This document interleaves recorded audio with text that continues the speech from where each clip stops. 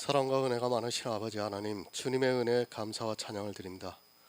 아버지, 이 시간에도 우리와 함께하여 주시옵시고 우리가 모든 진리 가운데로 인도함을 받을 수 있도록 역사하여 주시옵소서. 우리가 오직 생명을 구하는 성도들이 될 수 있도록 도와주시옵시고 이 시간에도 오직 주 예수 그리스도를 알아가는데 부족함이 없도록 역사하여 주시옵소서. 모든 말씀 예수 그리스도의 이름으로 기도했습니다. 아멘.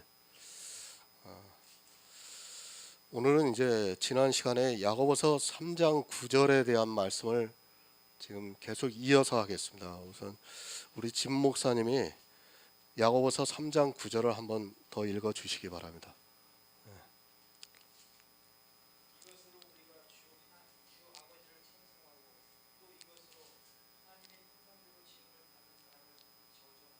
아멘. 지난 시간에 이 찬송에 대해서 이제 계속 말씀을 드렸습니다.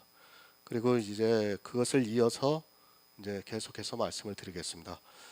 에베소서 5장 19절을 보겠습니다. 신약성경 315쪽입니다. 에베소서 5장 19절입니다. 제가 읽어드리겠습니다. 시와 찬미와 신령한 노래들로 서로 화답하며 너희의 마음으로 주께 노래하며 찬송하며. 아멘. 초대교회입니다. 에베소서와 골로새서 그리고 고린도전서에서 말씀을 하고 있습니다. 신령한 노래들로 서로 화답하라고 말씀을 하고 있습니다. 그리고 너희 마음으로 주께 노래하며 찬송하라고 말씀을 하고 있습니다. 초대교회에서는 지금과 같은 찬송을 노래로 부르지 않았다는 것을 알 수 있습니다. 구약의 이스라엘입니다. 노래하는 제사장들이 있었습니다. 그러나 그들은 이스라엘이라는 나라 전체가 부흥했을 때의 일입니다. 그리고 주님이 오시고 난 후에 초대교회가 세워졌고 그 교회에서는 노래를 부른다는 것은 상상도 못할 일이라는 것을 그 당시 상황을 알고 있는 사람이라면 누구나 인정을 하게 됩니다. 그런데 지금의 교회는 너무 노래가 많습니다. 예배 시작 전후에 너무 많은 노래를 부르고 있습니다. 그런 행위들이 사실은 지식으로 예수 그리스도를 알아가는 것을 방해하고 있고 사람들을 감성으로 이끌고 있지만 전혀 깨닫지를 못하고 있습니다. 주님을 찬송해야 하는 것은 분명히 맞습니다. 그러나 지금과 같은 노래를 해서 감성으로 가고 있다는 것은 솔직히 말씀을 드려서 반대를 하고 싶습니다. 더구나 그것이 행위로 부자를 만들고 있다는 것을 깨닫지 못하고 있습니다. 마음으로 주께 노래하며 찬송하며, 이것이 초대교회의 찬송이라고 보면 맞습니다. 마음으로 주께 노래하라고 말씀을 하고 있습니다. 이 시대와 같이 연주와 입으로 하는 노래가 아니라 마음으로 하는 노래라고 성경은 가르쳐주고 있습니다. 이렇게 마음으로 믿어 주님께 감사하고 있는 것이 성도의 찬송이라는 것을 알아야 합니다. 예수 그리스도를 믿는 것이 노래지, 안 믿고 하는 노래는 종교라는 말씀입니다. 지금과 같은 노래를 하는 찬송을 전적으로 반대를 하고 싶지는 않습니다. 그러나 분명한 것은 그건 역시 행위고 또 그것으로 부자가 될 수 있는 소지가 너무 많기 때문에 저 같으면 그것을 버리고 싶습니다. 영의 일과 육의 일을 바로 깨닫고 있는 성도라면 그것까지도 버릴 수 있는 절제가 있어야 한다고 믿고 있습니다. 생명이 걸린 문제입니다. 좋은 것이 좋다고 생각하지 마시기 바랍니다. 정말 때로는 처절할 정도로 냉정해야 한다는 것을 우리는 잊어서는 안 됩니다. 이것이 그저 이 세상에 사는 문제 같으면 저 역시도 좋은 것이 좋다고 그냥 넘어가고 싶습니다. 하지만 단 한 가지의 문제로 사람이 구원을 받지 못한다는 것을 깨닫고 있는 성도는 조금 더 냉정해야 할 필요성이 있습니다. 영의 일입니다. 육의 일로 생각하지 마시기 바랍니다. 교회 안에서 행하고 있는 예배, 찬송, 기도 등 이런 모든 것이 다 육의 일이라는 것을 알아야 합니다. 하지만 사람들은 자기가 교회 안에서 그런 행위들을 하는 것을 영적으로 생각을 하고 있습니다. 성경을 보시기 바랍니다. 어디에 오늘날과 같은 노래를 부르고 있는지 잘 살펴보시기 바랍니다. 물론 구약에 노래하는 사람들이 있었다는 것을 부정하고 싶지는 않습니다. 그러나 그 노래하는 사람들은 시편을 갖다가 자기 입으로 부른 거예요. 그냥 어떤 곡조로 부른 게 아니라 시편을 그대로 찬송을 한 겁니다. 그리고 그들은 제사장들이었습니다. 그리고 일반 백성이 노래를 했다는 기록은 없습니다. 교회가 종교화되면서부터 노래는 사람의 마음에 감동을 주는 아주 특별한 것으로 자리하게 되었고, 그것이 오늘날에 있어서는 너무 지나치게 상업화까지 되고 있습니다. 찬송하시기 바랍니다. 어떻게 찬송해야 하는가를 말씀하고 있습니다. 신령한 노래들로 서로 화답하라고 말씀을 하고 있습니다.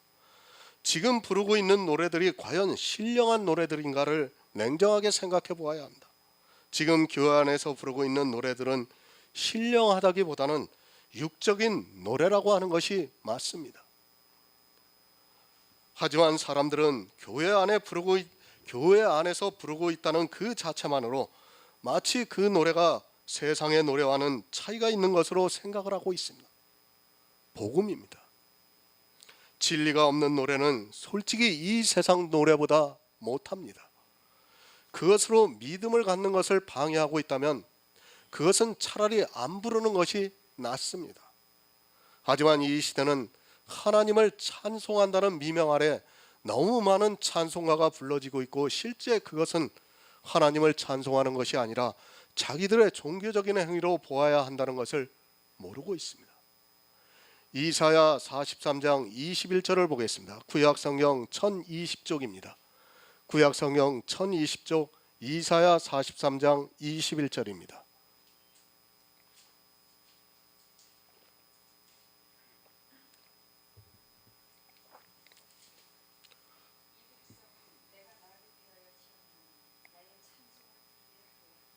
아멘. 새 번역을 보겠습니다. 이 백성은 나를 위하라고 내가 지은 백성이다. 그들이 나를 찬양할 것이다. 이렇게 번역이 되어 있습니다. 성도입니다. 우리 성도를 하나님께서 왜 지으시는가를 말씀을 하고 있습니다. 이 백성은 나를 위하여 지었나니 나의 찬송을 부르게 할 것이라고 말씀을 하고 있습니다. 우리 성도가 구원을 받는 그 자체가 하나님을 찬송하는 것임을 깨달아야 합니다. 하나님의 찬송입니다. 그것은 성도가 구원을 받는 일입니다. 그보다 더한 찬송이 어디 있습니까? 내가 아무리 노래를 잘해서 사람들에게 감동을 준다 해도 그가 구원을 받지 못한다면 그것은 아무 의미가 없습니다. 미리 말씀을 드렸지만 그것은 찬송이라고 할 수 없습니다. 하지만 사람들은 교회 안에서 자기가 찬송을 부르는 것을 보면서 마치 하나님의 백성이 된 것으로 오해를 하고 있습니다. 영생입니다. 성경은 이 영생에 대해서 말씀을 하고 있습니다. 그것은 육의 일이 아니라 영의 일입니다. 하나님께서 지으신 백성만이 이 영생에 대해서 알고 있습니다. 교회 안에서 다 구원을 받았다고 이야기를 하고 있지만 실제 그들을 보면 하나님의 찬송이 되지 않고 있습니다. 그것은 행위로 노래를 하고 있고 또 율법의 행위를 하고 있는 것만 보아도 찬송이 되지 않고 있지만 그들은 자기들이 부르는 노래를 가지고 하나님을 찬송하고 있다고 생각하고 있습니다. 하나님을 찬송하시기 바랍니다. 그것은 내가 입으로 부르는 노래가 아닙니다. 그런 찬송으로 내가 감동을 받아서 정말 구원을 받은 성도와 같이 느껴진다 해도 그것은 하나님을 찬송하는 것이 아니라는 것을 바로 깨달아야 합니다. 그런 찬송이 아니라 내 영혼이 구원을 받은 그것을 말씀하고 있고 그 자체가 하나님의 찬송이 된다는 것을 깨달아야 합니다. 나의 찬송을 부르게 함이라고 말씀을 하고 있습니다. 이것은 교회 안에서 부르고 있는 찬송이 아니라는 것을 깨달아야 합니다. 이런 말씀을 오해를 해서 이 시대는 진리에서 벗어나고 있는 가사와 곡조를 가지고 찬송을 부르면서도 모든 것이 가하다고 생각을 하고 있습니다. 하나님을 찬송한다는 그 자체만으로도 모든 것이 다 용납이 되고 있고 그것을 오히려 조장하고 있는 것이 교회입니다. 우리의 행위가 아닙니다. 늘 말씀드리지만 믿음의 비밀을 모르는 사람은 행위에 빠져 있게 되어 있습니다. 이 찬송이라는 것도 역시 우리가 하나님을 믿어 영생을 얻는 그것이 찬송이 되는 것인데도 사람들은 자기들이 곡절을 붙여 목소리로 부르는 노래를 찬송이라고 생각을 하고 있습니다. 성도는 찬송을 해야 합니다. 물론 목소리로도 찬송을 해야 합니다. 그것이 전적으로 나쁘다는 것이 절대로 아닙니다. 하지만 지금과 같은 그런 노래가 아니라 찬송이 되어야 합니다. 그것은 내 영혼이 구원을 받았을 때 자연스럽게 나오는 하나님의 역사라는 것을 알아야 합니다. 아직 성령이 오시지 않은 상태에서는 그저 종교에 빠져 있는 행위에 불과하다는 것을 깨달아야 합니다. 우리 입술로 하나님을 찬송하시기 바랍니다. 야고보도 우리에게 하나님을 찬송하라고 말씀을 하고 있습니다. 성도는 이 세상을 살아가면서 우리 입술로 하나님을 찬송해야 합니다. 그러나 그 찬송이 노래라고 생각하는 것은 잘못된 것입니다. 그런 찬송이 아니라 주님을 찬양하는 말을 하라는 말씀입니다. 에베소서 1장 3절을 보겠습니다. 신약 성경 310쪽입니다. 에베소서 1장 3절입니다.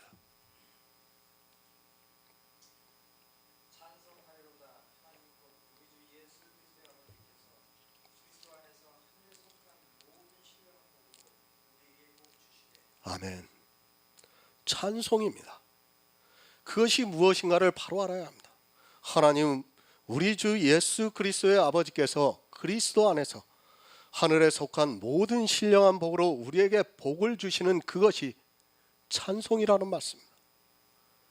이것은 물론 우리 입으로도 할 수 있지만 우리 마음으로 하는 찬송입니다. 찬송이 무엇입니까? 예수 그리스도께서 이 세상에 오셔서 나를 구원해 주신 것이 찬송입니다. 그것을 아는 것이 찬송이라는 말씀입니다. 그것을 내 마음에서 또 때로는 입술로 말하는 것이 찬송입니다. 그러니까 지금 우리가 예수 그리스도에서 대해서 이렇게 말씀으로 교제하는 것 역시 찬송이라는 말씀입니다. 주 예수 그리스도 안에서 하늘의 모든 신령한 복을 주시는 것을 말하고 믿는다고 고백하는 것이 찬송이라는 말씀입니다. 성도는 혀로 이것을 늘 이야기해야 한다는 것을 말씀을 하고 있습니다. 찬송을 노래로만 생각하지 마시기 바랍니다. 영의 일을 모르면 그저 이 세상에서 노래를 부르는 것으로 생각을 하고 있습니다. 지금 야고보가 무엇을 말씀하고 있습니까? 이제까지 행함이 있는 믿음에 대해서 가르쳐주고 있습니다. 우리가 그 행함이 있는 믿음을 가질 수 있었던 것은 예수 그리스도의 구속의 은혜가 있었기 때문에 가능한 일입니다. 예수 그리스도의 십자가입니다. 그 십자가를 알고 있는 성도는 행함이 있는 믿음이 있습니다. 그런 성도는 그 혀로 주님을 찬송을 하고 있습니다.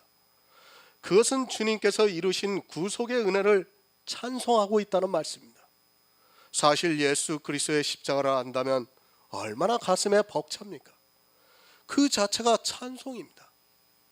그것을 알고 행함이 있는 믿음을 우리가 행하는 그것이 찬송이라는 말씀입니다. 믿음이 있다 하면서 행함이 없다면 그것은 영원히 없는 몸이 죽은 것 같이 죽은 믿음이라는 말씀입니다. 그 행함이 있는 믿음을 가질 수 있는 것은 예수 그리스도의 십자가를 알고 있기 때문입니다. 그래서 에베소서에서는 하나님 곧 우리 주 예수 그리스도의 아버지께서 그리스도 안에서 하늘에 속한 모든 신령한 복으로 우리에게 복 주신다고 말씀을 하고 있습니다. 찬송하시기 바랍니다. 지금 사도 바울이 우리가 부르는 노래를 했습니까? 찬송을 하고 있지만 우리가 부르는 그런 노래를 하고 있지 않습니다. 우리 주 예수 그리스도 안에서 하나님 아버지께서 하늘의 모든 신령한 복을 주시는 그 복을 받은 것으로 찬송을 하고 있습니다. 아니 그것을 성도들에게 말씀으로 전하고 있습니다. 그것이 찬송입니다. 십자가를 모릅니까? 그런 찬송을 하고 싶어도 할 수 없습니다. 하지만 이 시대는 십자가에서 패하신 그 율법을 지키면서 교회 안에서 노래를 부르면서 자기들이 찬송을 한다고 하고 있습니다. 그것은 찬송이라고 하기보다는 그저 종교인으로서 행하는 악한 일입니다.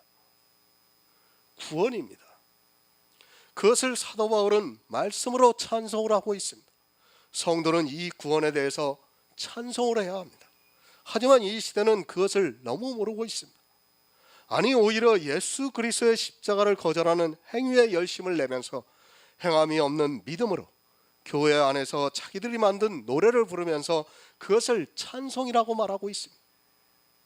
하늘의 복을 받아야 합니다.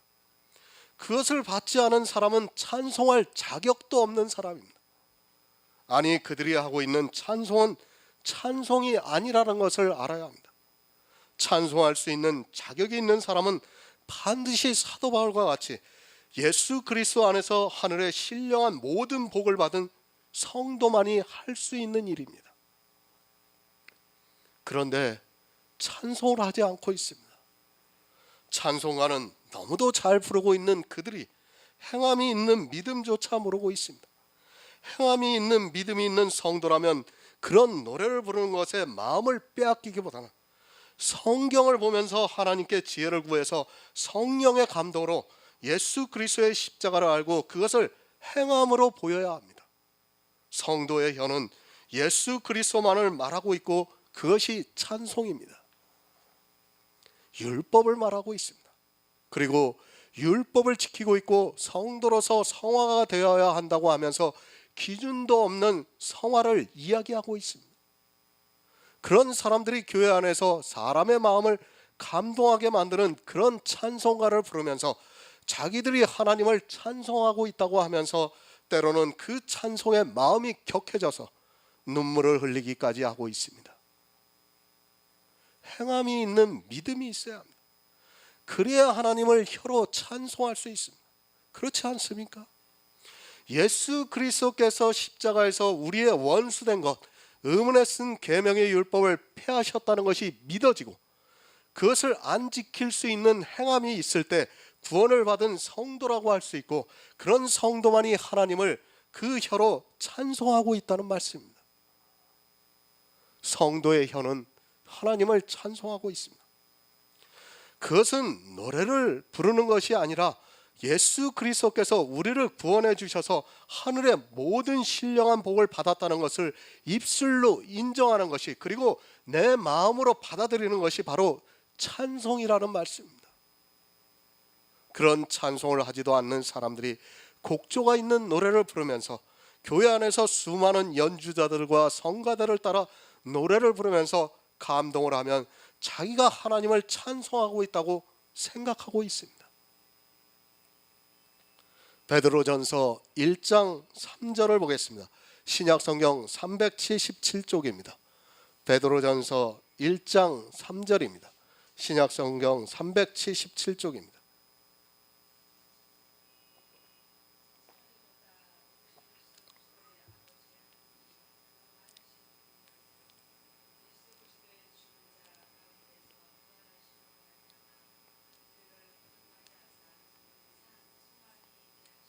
아멘.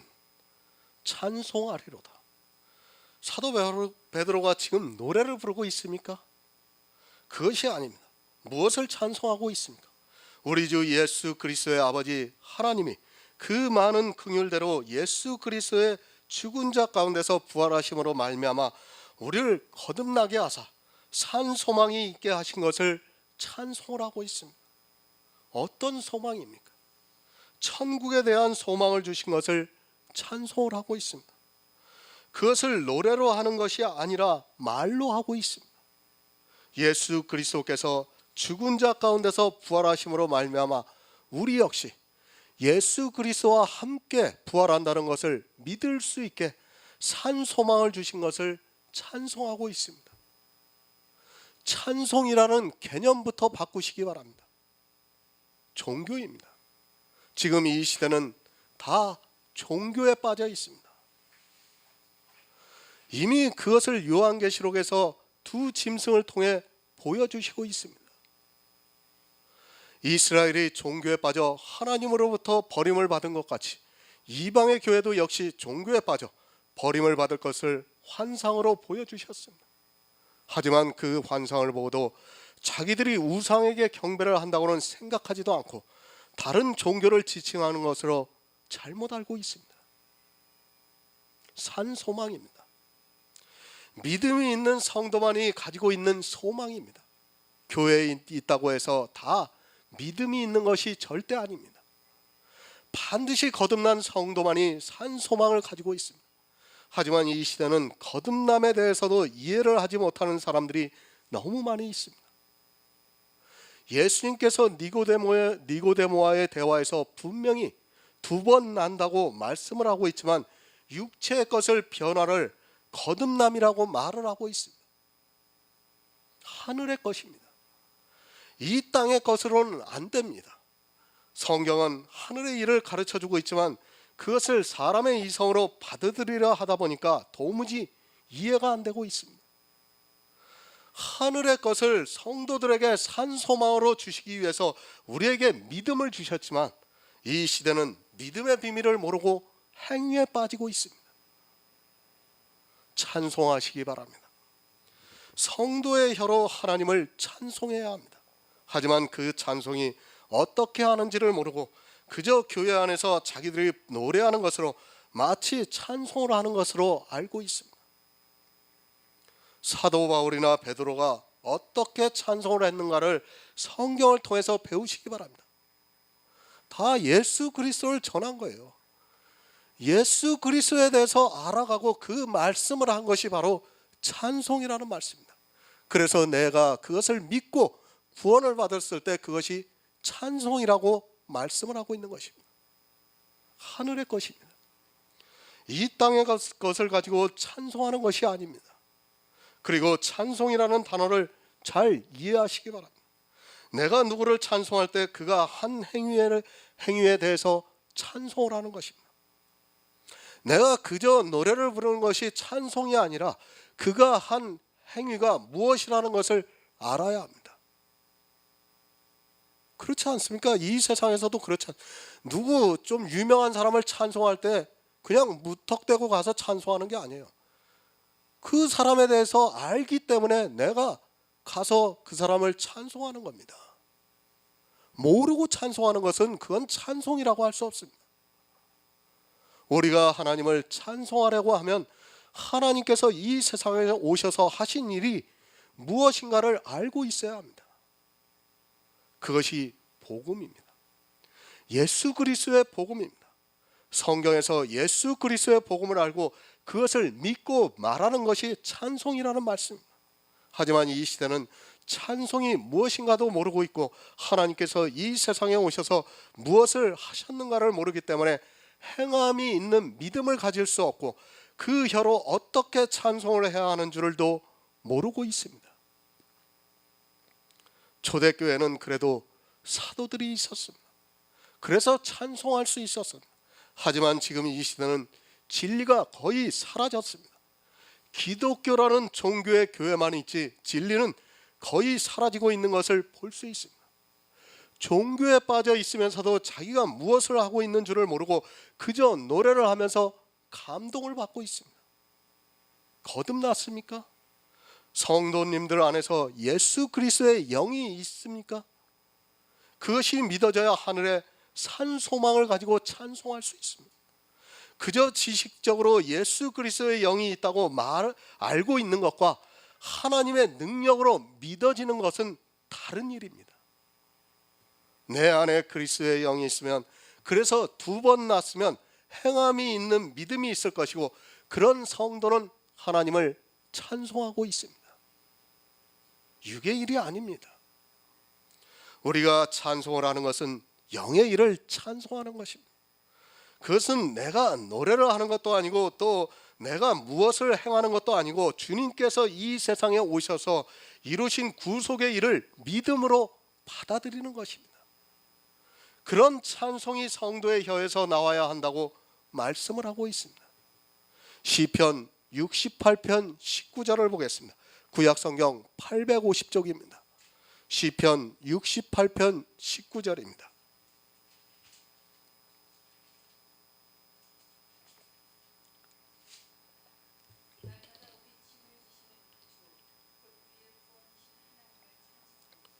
아멘. 찬송. 시편에서만 100여 번이 나오는 단어입니다. 무엇을 찬송하고 있는가를 알아야 합니다. 그저 내 감정을 위해서 찬송하는 것이 아니라 반드시 구원에 대해서 찬송을 하고 있습니다. 날마다 우리 짐을 주시는 주, 곧 우리의 구원이신 하나님을 찬송하라고 말씀을 하고 있습니다. 누가 우리의 짐을 지셨습니까? 구약에서는 하나님께서 짐을 져주셨다고 말씀을 하고 있습니다. 신약에서는 예수님께서 수고하고 무거운 짐진 자들아 다 내게로 오라, 내가 너희를 쉬게 하리라고 말씀을 하고 있습니다. 예수님께서는 우리 짐을 져주시고 우리를 구원해 주셨습니다. 이렇게 우리가 져야 할 짐을 대신 져주시고 우리를 구원해 주셨기 때문에 찬송을 하고 있습니다. 찬송입니다. 나를 구원해 주신 것을 믿는 그것이 찬송입니다. 주님께서 이 세상에 오셔서 우리의 무거운 짐을 지시고 우리를 구원해 주신 그 구속의 일을 우리가 혀로 찬송을 해야 합니다. 이것이 무엇입니까? 복음을 전하는 일입니다. 그것이 찬송이라는 말씀입니다. 우리는 늘 복음을 전해야 합니다. 성도는 이 세상을 살아가는 동안에 그것만을 전하면서 살아가고 있습니다. 성도와 가라지의 차이입니다. 성도의 입에서는 하나님을 찬송하고 있습니다. 그러나 가라지는 찬송이 나오는 것이 아니라 저주가 나오고 있습니다. 자기가 저주를 하고 있으면서도 그것이 저주라는 것을 모르고 하나님을 믿는다고 하면서 주 예수 그리스도를 믿는다고 하면서 교회 안에서 찬송가를 만들어서 노래를 부르면서 저주가 그 혀에서 나오고 있다고 야고보가 말씀을 하고 있습니다. 초대교회는 찬송가가 없었습니다. 지금과 같은 그런 찬송가가 없었습니다. 찬송가도 없었지만 성도들은 하나님을 찬송을 했습니다. 신령한 노래로 찬미를 했다고 말씀을 하고 있습니다. 마음으로 찬송을 했다고 말씀을 하고 있습니다. 예수 그리스도께서 우리를 구원해 주신 것을 믿고 말하는 것이 찬송이라는 것을 깨달아야 합니다. 찬송하시기 바랍니다. 우리 성도는 죽을 때까지 찬송하면서 살아가야 합니다. 교회에서 노래를 하라는 것이 절대 아닙니다. 예수 그리스도께서 이 세상에 오셔서 우리가 지지 못하는 무거운 짐을 대신 져주시고 우리를 구원해 주신 그것을 찬송하라는 말씀입니다. 사실 성경에서 그것을 알고 찬송을 하면서 살기에도 우리는 시간이 부족합니다. 사실 우리가요 20세부터 그냥 어렸을 때는 빼고 20세부터 예수를 믿는다 해도 정말 평생을 내가 성경 안에서 예수 그리스도를 알아간다는 것이 쉽지 않은 일이에요. 예수만 알기에도 시간이 부족합니다. 성경에서. 그런데 왜 다른 일들을 하고 있습니까? 저는 그렇게 느끼고 있어요. 저는 정말 아직도 성경을 보면 너무도 모르는 말씀들이 많고 그것을 정말 알게 해달라고 늘 지혜를 구하고 있고 그것이 찬송이라는 것을 저는 그렇게 믿고 있는 사람입니다. 근데 이 시대의 교회를 보시기 바랍니다. 목사들이 특히 개척교회 목사들은 찬송가를 배워서 부르기 바쁩니다. 복음 선거하고 찬송가가 아마 합치면 수천 편이 될 거예요. 수천 편. 왜 그런데 쓸데없는 데 시간을 낭비합니까? 그거 모른다고 구원 못 받습니까? 아니에요. 얼마든지 하나님을 찬송하고 우리는 구원을 받을 수 있습니다. 그런데 헛된 데 시간을 빼앗기지 마시고 오직 성경에서 예수를 알아가는데 우리 마음과 정신과 혼을 다해서 정말 그것을 깨어 구해야 한다는 말씀입니다. 그런데 어떻습니까? 그 찬송을 하는 혀에서 또 저주가 나오고 있습니다. 이 혀에서 하나님을 찬송하면서 또 이것으로 하나님의 형상대로 지음을 받은 사람을 저주하고 있다고 야고보서 3장 9절에서 말씀을 하고 있습니다.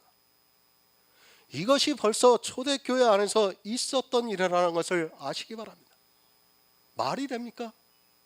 아니, 이해가 됩니까? 초대교회 안에서 혀로 하나님을 찬송하기도 하고 또 그것으로 하나님의 형상대로 지은 사람을 저주를 하고 있다는 것이 말이 됩니까? 그러나 실제 그런 일이 있었습니다. 이것이 바로 행함이 없는 믿음이 있는 사람들의 혀가 그렇다는 말씀입니다. 행함이 있는 믿음이 있으면 하나님을 찬송만 하게 되는데 행함이 있는 믿음이 없다 보니까 그것으로 하나님의 형상대로 지은 사람을 저주를 하고 있습니다. 저주합니다. 그런데 저주를 하는 사람이 모르고 있습니다. 교회 안에서 알고 누가 저주를 하겠습니까? 이 저주를 알고 있다면 아마도 자기가 진심으로 하나님을 믿고 있다면 절대로 저주를 하지 않을 것입니다. 하지만 저주를 하면서도 자기가 저주를 한다는 것을 모르기 때문에 혀로 하나님을 찬송을 하고 또 그것으로 사람을 저주를 하고 있습니다. 교회 안에서입니다. 지금 교회 밖의 일이 아닙니다. 흩어져 있는 12지파의 유대인들 중에서 예수 그리스도를 믿는다고 하는 사람들 중에서 하나님을 찬송하면서 또 그 혀로 저주를 하고 있다고 말씀을 하고 있습니다. 도저히 이해가 안 되는 일이지만 그렇게 하고 있습니다. 이 시대는 더합니다. 찬송과 저주가 함께 교회 안에 있습니다. 솔직히 찬송은 거의 사라지고 저주만 하고 있다고 보면 맞을 것입니다. 하지만 자기들이 하고 있는 저주를 저주라고 생각하지 않고 있습니다. 아니, 저주를 하면서도 전혀 그것을 깨닫지 못하고 있습니다. 초대교회에 벌써 한 입으로 하나님을 찬송하기도 하고 또 그 입으로 하나님의 형상대로 지으신 사람을 저주를 했습니다. 갈라디아서 3장 10절을 보겠습니다. 신약성경 305쪽입니다. 갈라디아서 3장 10절입니다.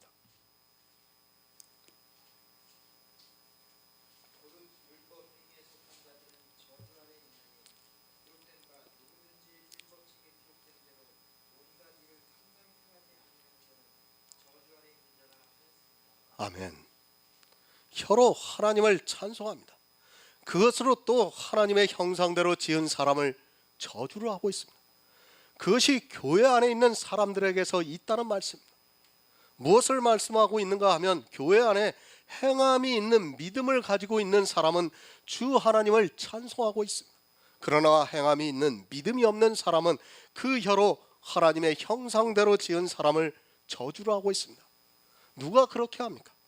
그것을 사도 바울이 갈라디아에서 말씀을 하고 있습니다. 무릇 율법의 행위에 속한 자들은 저주 아래 있다고 말씀을 하고 있습니다. 그리고 누구든지 율법책에 기록된 대로 온갖 일을 항상 행하지 아니하는 자는 저주 아래 있다고 말씀을 하고 있습니다. 누가 저주를 합니까? 율법 아래 있다는 말씀을 바로 이해하시기 바랍니다. 율법 아래 있다는 말씀은 한 가지라도 율법을 지키고 있다는 말씀입니다. 교회에서 율법을 이야기하면 율법을 지키라고 하면 저주 아래 있다는 말씀입니다. 정말 이 문제가 해결이 안 되면 교회에 나와서 그 혀로 하나님을 찬송하고 그 혀로 저주를 하게 되어 저주를 받게 되어 있습니다. 율법 아래입니다. 오해하지 마시기 바랍니다. 율법은 유기체라고 말씀을 드렸습니다. 율법은 하나를 살리는 순간 모든 율법이 다 살아난다는 것을 알아야 합니다. 그래서 사도 바울이 율법책에 기록된 대로 온갖 일을 항상 행하지 아니하는 자는 저주를 받는다고 말씀을 하고 있습니다. 내가 11조를 드립니까? 단순히 11조만 살아나는 것이 아닙니다.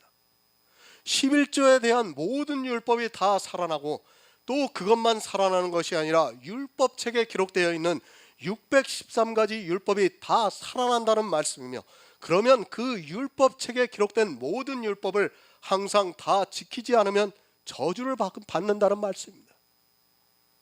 율법이라는 것이 이렇다는 것을 너무 모르고 있습니다. 오늘도 아까 인터넷을 보는데 나왔더라고요.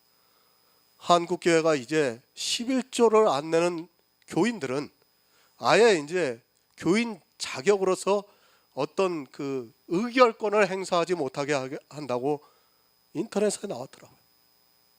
그게 뭐예요? 저주를 하고 있는 거예요, 지금 교인들에게 다. 얼마나 무서운 일입니까, 지금. 저주를 말하지 마시기 바랍니다. 누가 저주를 말하고 있습니까? 행함이 있는 믿음이 없는 사람은 저주를 말하고 있습니다. 율법을 지키라고 하는 그 자체가 저주를 말하고 있다는 말씀입니다. 우리가 분명히 알아야 하는 너무도 중요한 말씀. 그런데 이 저주를 하는 말을 하면서도 그것을 이 시대는 믿음이라고 말을 하고 있습니다. 저주의 말입니다. 율법을 지키라고 하는 것은 그에게 저주를 받으라고 하는 말과 같다는 말씀입니다. 율법책에 기록된 모든 율법을 다 지키라고 하는 것이 아니라 단 한 가지의 율법을 지키라고 하는 것이 저주를 하는 말이 된다는 것을 야고보가 말씀을 하고 있습니다. 지금은 율법책에 기록되어 있는 율법만 있는 것이 아니라 교회법이 또 새로 만들어졌습니다. 그건 역시 율법입니다. 왜 이런 저주하는 말을 하고 있습니까? 그것은 예수 그리스도의 십자가를 믿지 않기 때문입니다. 예수 그리스도께서 우리의 원수된 것 의문에 쓴 계명의 율법을 자기 육체로 폐하셨는데 그것을 믿지 않으니까, 아니 그것을 행하지 않고 있으니까 아직까지 율법을 지키라고 하고 있고, 그 말이 저주를 하는 말이라는 말씀입니다. 이 시대를 보시기 바랍니다. 교회에 얼마나 많은 율법이 있습니까? 성경에 기록되어 있는 율법만 있는 것이 아니라 이 시대는 교회법이라는 것이 있어서 그 법을 지키라고 강요를 하고 있습니다. 그리고 그 법을 안 지키면 정죄를 하고 있습니다. 그 자체가 이미 율법이 되어 있다는 증거입니다. 율법을 지키라고 하는 그 말이 바로 저주의 말입니다. 율법만 그런 것이 아닙니다. 성도의 삶이라고 하는 성화도 마찬가지입니다. 그리고 은사도 역시 마찬가지입니다. 그런 말이 저주를 하는 말이라는 것을 모르고 이 시대는 성경에 기록이 되어 있으면 모든 것이 다 가한 것으로 생각을 하고 있습니다. 성경에 있는 그 말씀을 그대로 전하는 것이 저주의 말이라는 것을 바로 깨달아야 합니다. 다른 말이 아닙니다. 저주의 말이 어디에 있는 말입니까? 성경에 기록되어 있는 말씀이 저주의 말이 된다는 말씀입니다. 누가 저주의 말을 했습니까? 바리새인들이 성경을 보고 성경에 있는 말씀을 그대로 했습니다. 그리고 저주를 받았지 않았습니까? 성경에 기록되어 있는 율법을 지키라고 하는 것이 저주의 말이 된다는 말씀입니다. 이 야고보서는 계속해서 말씀을 드리지만 흩어져 있는 예수를 믿는 유대인들에게 쓴 편지입니다. 그때는 교회법이 없었습니다. 성경에 기록되어 있는 율법만 지켰습니다. 하지만 지금은 교회법이라는 것이 또 만들어졌습니다. 그 교회법에 의해서 주일이라는 율법을 만들었고, 새벽 예배가 만들어졌고, 수요 예배가 만들어졌고, 송구영신 예배가 만들어졌고, 미국의 감사절기인 추수감사절이 교회 안에 들어와 마치 성경에 있는 절기같이 지키고 있습니다. 그뿐 아닙니다. 발 씻는 것을 행하고 있습니다. 또 성찬식이라는 것을 만들어서 행하고 있습니다. 제가 교회법을 일일이 다 말씀드릴 수 없어서 그렇지 지금 교회 안에 있는 사람들은 이렇게 법을 지키면서 살아가고 있습니다. 그런 말이 무엇인가 하면 바로 혀로 저주를 하고 있다는 말씀입니다. 이것을 지키라고 하는 것이 무엇입니까? 저주의 말이라는 말씀입니다. 같은 혀로 주 하나님을 찬송하고 있습니다. 그리고 그 혀로 하나님의 형상대로 지으신 사람을 저주를 하고 있습니다. 이스라엘은 율법을 지키라고 하는 것으로 저주를 했지만 이 시대는 율법만 있는 것이 아니라 교회에 들어가는 순간 교회법을 지키고 있다는 것을 알고 있어야 합니다. 나는 안 지킵니까? 여러분이 안 지킨다고 하지 마시기 바랍니다. 여러분도 모르게 교회법을 지키고 있습니다. 여러분이 내고 있는 헌금으로 총회 상회비를 내고 있습니다. 그것이 교회법입니다. 교인들도 모르게 그렇게 법을 지키고 있고 그것이 저주 아래 있게 하고 있다는 말씀입니다. 저주를 한다고 하니까 오해하지 마시기 바랍니다. 진짜 교회 안에서 너 천국 가지 말라고 저주를 하는 것이 아닙니다. 율법으로, 그리고 성도의 삶으로, 그리고 교회법으로, 또 은사로 저주를 하는 말을 하고 있다는 말씀입니다. 그런데 이 말들이 들으면 어떻습니까? 사람의 이성으로는 너무도 좋습니다. 너무도 바른 거예요. 그러나 성경은 저주라고 말씀을 하고 있습니다. 그것이 바로 저주 아래 있게 하고 있다는 말씀입니다.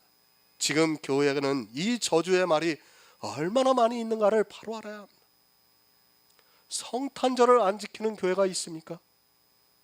성경 어디에 성탄절이라는 것이 있습니까?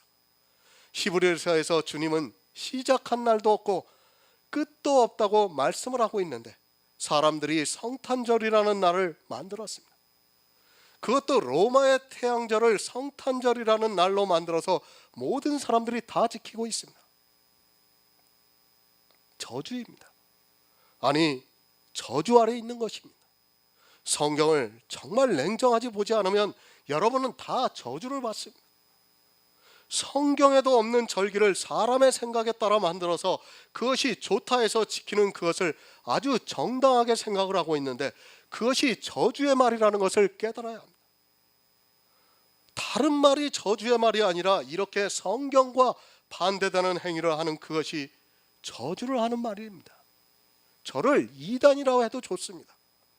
그러나 저는 차라리 예수를 안 믿고 말지 성탄절을 안 지킵니다. 율법의 행위 아래 있는 자는 저주를 받는다고 분명히 말씀하고 있습니다. 삼가 지키고 있는 것은 다 율법입니다. 성탄절이 율법이 아니라고 생각하지 마시기 바랍니다.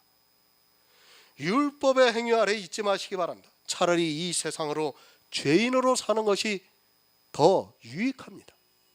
교회 안에서 저주하는 말을 하고 있고 또 그 아래에 있다는 것을 모르고 있다가 주님께서 오실 때 바깥 어두운 곳에 쫓겨나 슬피 울며 이를 갈게 된다면 얼마나 불행한 일이 되겠습니까? 하지만 이 저주하는 말을 아주 거리낌 없이 이 시대 교회는 너무 많이 하고 있습니다. 너무 많이 하는 것이 아니라 그것이 사람의 이성으로 들으면 너무도 당연하게 들립니다. 율법을 지키라는 것이 나쁩니까? 성화가 되라는 것이 나쁩니까? 추수를 해서 우리가 감사해서 하나님께 드린다는 것이 나쁩니까? 성탄절을 지키는 것이 나쁩니까? 절대 아니에요. 어느 목사가 그러더라고요, 저한테. 왜 추수감사절이 나쁘냐는 거예요. 성경을 봤으면 나쁘다는 것을 알 수 있는데 왜 성경을 본 목사가 추수감사절을 지키면서 그것이 나쁘다는 걸 왜 모릅니까? 갈라디아에서 사도 바울이 너희가 날과 달과 절기와 해를 삼가 지키니 내가 너희에게 전한 복음이 헛된다고 말씀을 하고 있지 않습니까? 복음이 헛되고 있어요.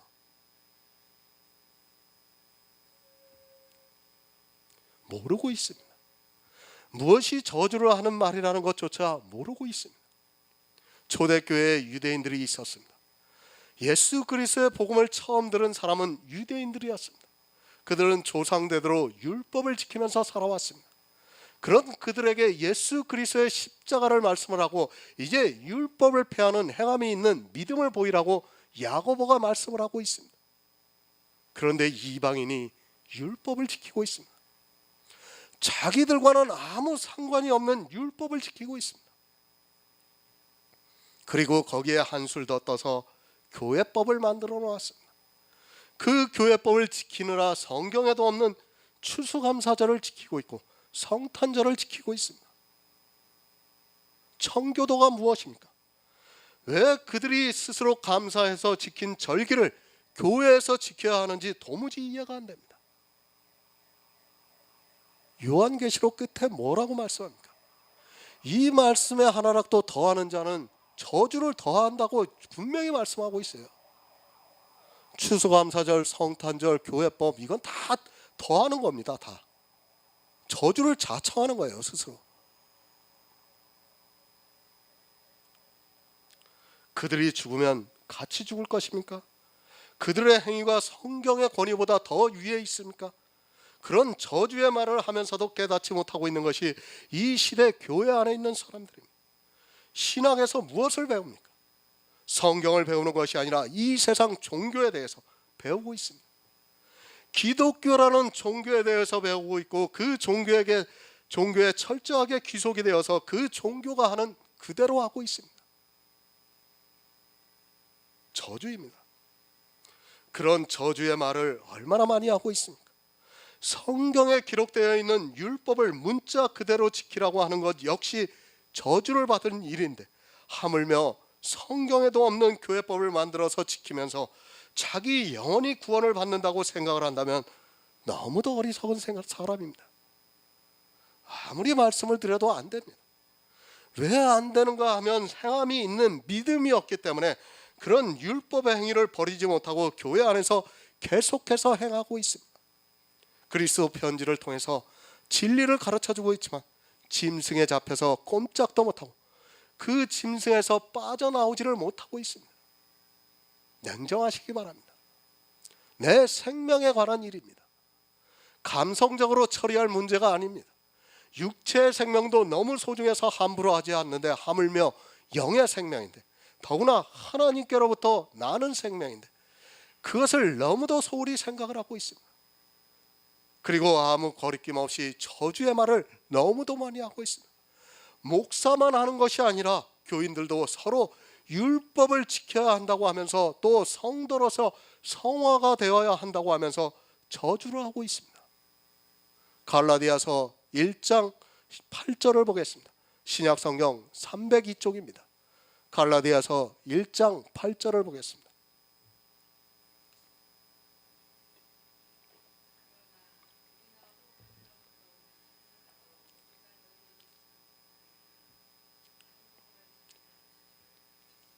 아멘. 복음이 무엇입니까? 로마서에서 예수 그리스도를 복음이라고 말씀을 하고 있습니다. 사도 바울이 무엇을 전했습니까? 오직 예수를 전했습니다. 사도 바울은 예수 외에는 아무것도 전하지 않았습니다. 사도 바울뿐만 아니라 모든 사도들과 선지자들도 마찬가지입니다. 이 성경 전체가 예수에 대해서 기록했다는 것을 예수님께서 말씀을 하고 있습니다. 오직 예수입니다. 말로만 오직 예수가 아닙니다. 말로는 오직 예수를 말하면서 저주를 말하고 있습니다. 온갖 저주의 말을 다 하고 있습니다. 교회 안에서 자기는 오직 예수를 안전한다고 하는 사람이 있습니까? 특정 이단 빼고는 다 오직 예수를 전한다고 말하고 있습니다. 안 그렇습니까? 하지만 어떻습니까? 오직 예수를 전하면서 저주를 전하고 있습니다. 혀도 오직 예수를 말하고 있습니다. 그리고 또 그 혀로 하나님의 형상대로 지으신 사람을 교회 안에서 저주를 하고 있습니다. 초대교회부터 벌써 이렇게 다른 복음이 전해지고 있었다는 것을 늘 가슴 깊이 새기고 있어야 합니다. 사도들이 있었던 그때도 그런데 지금은 말할 필요도 없습니다. 저주를 자청하지 마시기 바랍니다. 혀로 저주의 말을 하는 사람은 반드시 저주를 당하게 되어 있습니다. 저주의 말을 하고도 구원을 받기 바란다면 그 사람은 더 이상한 사람입니다. 야고보가 그런 말을 하는 사람은 저주를 받는다는 것을 말씀을 하고 있습니다. 그런 말을 하는 사람만 저주를 받는 것이 아니라 그것을 듣고 행하는 사람 역시 다 저주를 받습니다. 다른 복음을 전하고도 아니 율법을 지키라고 하면서도 구원을 받은 생각은 하지 마시기 바랍니다. 다른 복음이 뭡니까? 갈라디아 교회에 율법을 지키라고 하는 유대인들이 들어온 게 다른 복음입니다. 성경을 알아야 합니다. 성경을 억지로 해석을 하고도 구원을 받을 생각은 하지 마시기 바랍니다. 그런데 이 시대는 가장 문제가 되는 것이 바로 이 야고보서입니다. 거의 모든 신학자들이 그리고 목사들이 거꾸로 해석을 하고 있습니다. 성경이 아니고는 어떤 방법으로도 영생을 얻을 수 없습니다. 성경에서 성령의 감동을 받아 예수 그리스도를 알아서 믿어야 합니다. 모르면 어떻게 믿습니까? 저주를 하는 말만 하게 되어 있습니다. 그것이 교회 안에 있는 사람들의 혀에서 나오고 있는 말이라는 것을 깨달아야 합니다. 자기도 모르고 율법주의에 그리고 성화주의에 그리고 은사주의에 빠져 저주의 말을 하고 있으면서도 전혀 깨닫지를 못하고 있습니다. 다른 복음입니다. 그 어떤 것으로도 우리에게 기쁜 소식을 줄 수 없습니다. 하나님께서 우리에게 기쁜 소식을 주시기 위해서 예수 그리스도를 이 세상에 보내주셨습니다. 그리고 주님께서는 이 세상에 오셔서 우리를 구원하시기 위해서 구속의 일을 하셨습니다. 이 세상에서 모든 일을 다 이루시고 십자가에서 마지막으로 하신 말씀이 다 이루었다는 말씀입니다. 누가 다른 복음을 전했습니까? 교회 안에 있는 사람들입니다. 교회 밖에서 다른 것을 가지고 온 것이 아니라 교회 안에서 전하고 있는 성경 말씀이 다른 복음이 된다는 것을 깨달아야 합니다. 지금 이 시대도 교회 안에서 전해지고 있는 말들이 다른 복음이라는 것을 깨달아야 합니다. 말로는 오직 예수라고 하면서 율법을 지키라고 하고 있고 성화가 되라고 하는 그것들이 다른 복음이라는 말씀입니다. 하지만 어떻습니까?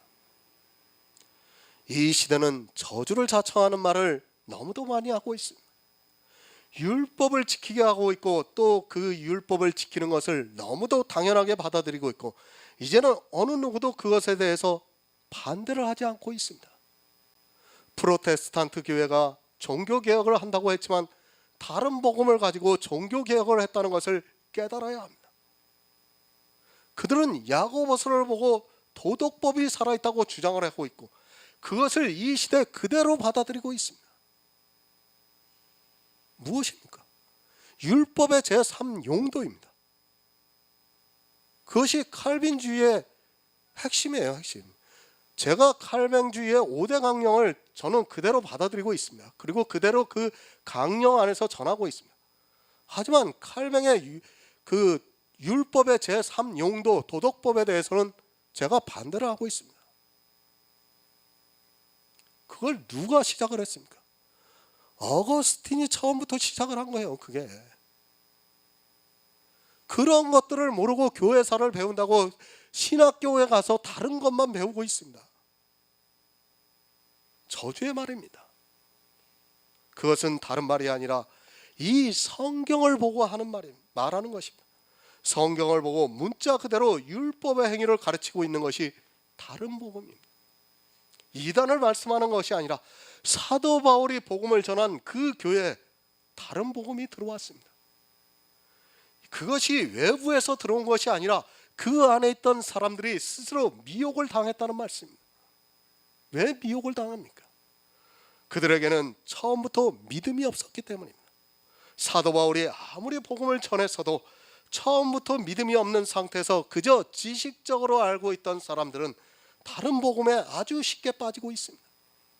그리고 그 사람들이 목소리를 내면 그것이 저주를 하는 말이라는 말씀입니다. 로마서 3장 19절을 보겠습니다. 신약성경 243쪽입니다. 신약성경 243쪽 로마서 3장 19절입니다.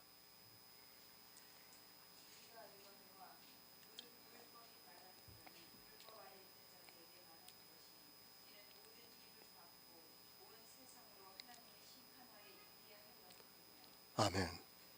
성경은 계속해서 말씀을 하고 있습니다. 율법 아래 있는 자들에게 말을 하고 있습니다. 이는 모든 입을 막고 온 세상으로 하나님의 심판 아래 있게 하려 함이라고 말씀을 하고 있습니다. 율법을 단 한 가지라도 지키고 있는 사람들은 반드시 저주를 받아 하나님의 심판 아래 있게 된다는 말씀입니다. 이것이 율법입니다. 지금 이 시대도 예수 그리스도의 십자가를 모르는 사람들은 행함이 있는 믿음이었기 때문에 율법을 지키고 있습니다. 교회 안에서 율법에 대해서 이야기를 하고 있습니다. 그런 말이 다 저주의 말을 하고 있다는 것을 모르고 성경에 기록되어 있는 문자를 보고 율법을 지키라고 말을 하고 있습니다. 분명히 기억해야 하는 것은 율법을 지키는 그는 반드시 하나님의 심판을 받게 된다는 사실입니다. 저주입니다. 진노를 받게 되어 있습니다.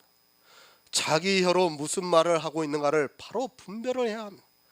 자기가 하고 있는 말이 무엇인가를 모르고 그저 하고 있다면 그것은 너무 무책임한 사람입니다. 하지만 이 시대는 너무 종교에 깊이 빠져서 이제는 어느 누구도 그것을 돌이킬 수 없는 시대가 되었습니다. 종교 개혁을 한다고 하면서 오히려 더욱 율법주의로 가게 만들었습니다. 제가 천주교를 옹호하는 것이 아닙니다. 그들은 거론 대상도 아닙니다. 하지만 개혁을 하려면 바로 했어야 합니다. 바로 해도 구원을 받을까 말까 한데 도덕법이 살아있다는 그 말로 인하여 저주하는 말이 되고 말았습니다. 도덕법만 살았습니까? 지금 장로교회 안에 모든 절기들이 다 살아났지 않습니까? 그 도덕법 하나를 살림으로 해서 절기들이 다 살아났어요. 왜 그것을 모릅니까? 과연 이 시대에 어느 교회가 도덕법이 살아있지 않다고 말하는 교회가 어디 있고 또 어느 교회가 율법을 한 가지도 안 지키고 있습니까? 다 저주입니다. 교회 안에서 복음이 전해져도 다른 복음이 침투를 합니다. 사도 바울이 복음을 전한 갈라디아 교회도 다른 복음이 침투를 했습니다. 야고보서도 마찬가지예요. 야고보가 복음을 전했지만 어땠습니까? 흩어져 있는 12지파의 유대인들이 율법을 버리지 않고 계속해서 지키고 있었던 것입니다. 하물며 저주를 하고 있는 상태에서는 구원을 받을 사람이 없다는 것을 여러분이 깨닫고 있어야 합니다. 사도들이 전한 교회에서도 다른 복음이 들어오고 한 입으로 하나님을 찬송하고 또 그것으로 하나님의 형상대로 지은 사람을 저주했는데 지금은 말할 필요도 없습니다. 율법 아래에 있습니다. 이 시대는 그것을 믿음이라고 말하고 있습니다.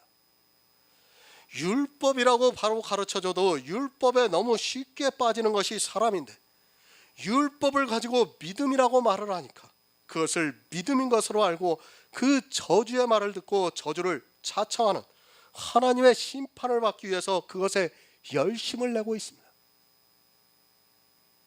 그것이 뭡니까? 이 시대 11조예요. 11조. 다 믿음으로 한다고 말을 하고 있어요. 그건 믿음으로 하는 게 아니라 내 행위입니다. 행위. 율법을 지키는 것입니다. 계속해서 말씀을 드리지만 이 문제가 율법에 대한 문제가 명확하게 해결이 안 되어 있는 사람은 누구도 구원을 받을 수 없습니다. 율법 아래입니다. 그것은 단 한 가지라도 지키고 있다면 율법 아래에 있는 것입니다. 이스라엘과 같이 613가지를 다 지킨다고 율법주의가 아닙니다. 단 한 가지를 지켜도 율법주의가 된다는 것을 여러분이 깨달아야 합니다. 그가 그 혀로 아무리 하나님을 찬송하는 이야기를 한다 해도 그 혀로 저주의 말을 하고 있다면 그가 하는 찬송은 거짓이라는 것을 깨달아야 합니다. 당시 흩어져 있는 유대인들에게는 어쩌면 너무도 당연한 일입니다. 그러나 우리 이방인에게 사실 이 야고보서는 있어서는 안 되는 말씀입니다. 그런데 어떻습니까? 지금 유대인들보다 더 심하면 심했지 덜하지를 않고 있습니다. 이건 정말 코미디예요. 코미디. 이건 흩어져 있는 유대인들에게 쓴 편지예요. 근데 지금 교회를 보면 그 흩어져 있는 유대인들보다 더합니다. 말이 안 되는 일이에요. 말이 안 돼요. 참으로 안타까운 일입니다. 유대인들보다 더 율법주의자들이 되어가고 있습니다. 그들은 조상대대로 율법을 지켜왔기 때문에 하루아침에 그것을 버릴 수 없었고, 그런 그들에게 야고보는 행함이 있는 믿음을 요구했고, 율법을 지키라고 하는 그 말이 저주의 말이라고 가르쳐주고 있습니다. 그런데 이방인들이 이 저주의 말을 더 많이 하고 있습니다. 다 죽습니다. 저주를 받으면 저주를 당하게 되어 있습니다. 그렇지 않습니까? 우리가 축복을 해도 축복을 받을까 말까 한데, 하물며 저주의 말을 하는데 어떻게 축복을 받겠습니까? 저주의 말을 하고 저주를 받을 행동을 그대로 하고 있다면 그는 반드시 저주를 받게 되어 있습니다. 다른 복음을 바로 이해하시기 바랍니다. 성경은 오직 예수를 말씀하고 있지만 이 성경을 바로 해석하지 못해서 다른 복음을 전하고 있습니다. 율법 전하지 마시기 바랍니다. 성도의 삶이라고 하면서 기준도 없는 성화를 이야기하지 마시기 바랍니다. 이것이 저주의 말입니다. 이런 저주의 말을 하는 사람은 반드시 하나님의 심판을 받게 되어 있습니다. 교회 밖에 있는 사람이 아니라 교회 안에 있는 사람들이 저주의 말을 해서 하나님의 심판을 받는다는 것을 사도 바울이 가르쳐주고 있습니다. 성경을 보는 시각입니다. 왜 성경을 이 세상 사람들이 보는 것처럼 해석을 하고 있습니까? 성경은 교회 안에 있는 사람들이 보고 있습니다. 그러면 하나님을 찬송하는 것도 교회 안에 있는 사람들이 하고 있고, 또 그 혀로 저주를 말하는 자 역시도 교회 안에 있는 사람들이라는 것을 바로 알아야 합니다. 예수 그리스도를 믿는다고 하는 그들이 저주를 하고 있다는 말씀입니다. 시편 7절을 보겠습니다. 구약성경 809쪽입니다.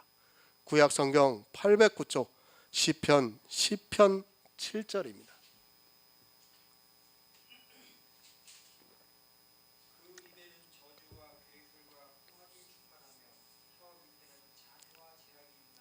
아멘.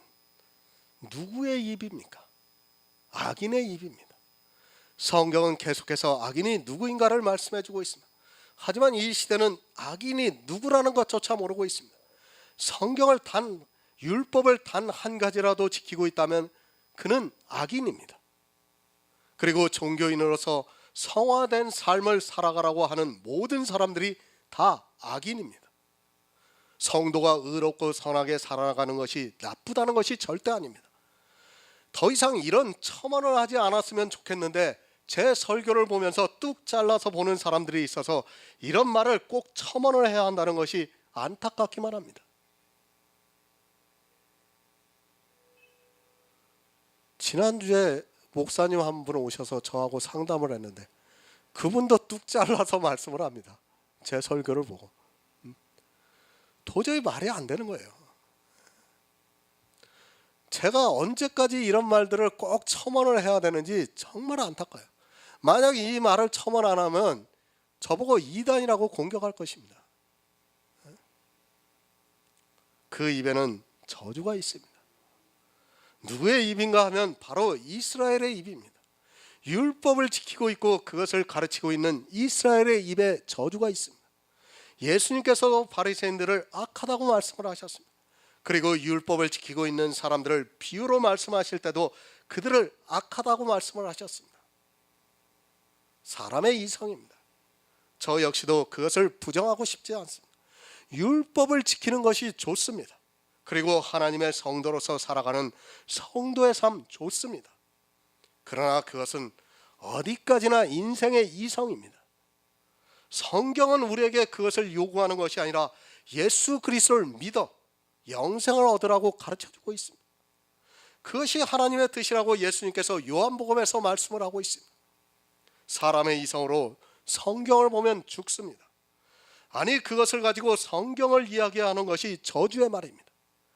영생에 대해서 모르고 예수 그리스도를 믿는 믿음의 비밀을 모르고 그저 성경에 기록되어 있는 문자를 보고 교인들에게 그렇게 하라고 가르치는 것은 이 세상 초등학문이고, 그렇게 말하고 있다면 저주를 하고 있다는 것을 깨달아야 합니다. 다른 것이 초등학문이 아니에요. 성경을 보고 지식이 있는 사람이 그대로 말씀으로 전할 수 있으면 그것이 초등학문이에요. 이 시대는 그런 초등학문을 다 전하고 있습니다. 악인입니다. 이 세상 사람들은 죄인입니다.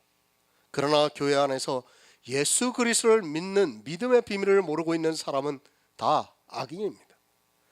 예수 그리스도의 십자가를 모르고 행함이 있는 믿음이 없어서 율법을 지키라고 하고 있다면 악인이라는 말씀입니다. 그 입에서 저주가 나오고 있습니다. 이 시대도 율법을 단 한 가지라고 지키라고 말을 하고 있다면 그 말이 저주의 말이라는 것을 알아야 합니다. 왜 저주의 말인가 하면 그것은 예수 그리스도의 십자가를 거절하는 행위가 되기 때문입니다. 주님께서는 이 세상에 오셔서 우리를 대적하고 우리의 원수된 것 의문에 쓴 계명의 율법을 십자가에서 폐하셨는데 그것을 거절하고 율법을 지키겠다고 하는 것을 한마디로 스스로 저주를 자청하는 말이 된다는 말씀입니다. 아무리 가르쳐줘도 안 됩니다. 정말 사람의 이성으로는 도무지 이해가 안 됩니다. 그래서 반드시 진리의 성령이 오셔야지만 자기가 하나님을 찬송하고 있는지 아니면 저주의 말을 하고 있는지를 분별할 수 있습니다. 성령이 오시지 않으면 그것을 깨달을 수 있는 지혜가 없습니다. 이 야고보서 강해를 보면 뭐합니까? 아, 그럴 수 있겠구나 하고 넘어간다면 그는 절대로 구원을 받을 수 없습니다. 저주의 말을 듣고 저주를 받는 그 말을 따라 행위를 하고 있다면 그는 예수를 믿는 사람이라고 말할 수 없습니다. 아니 오히려 예수 그리스도를 현저히 욕을 보이고 있는 사람들입니다. 그렇게 하고도 자기들이 구원을 받을 수 있다고 생각하고 있다면 너무도 어리석은 사람입니다. 제가 너무 안타깝습니다. 그리스도 편지를 정말 하나도 안 빠지고 다 보고 있습니다. 그런데도 어떻습니까? 교회 가서 율법을 다 지키고 있습니다. 아무 소용없어요.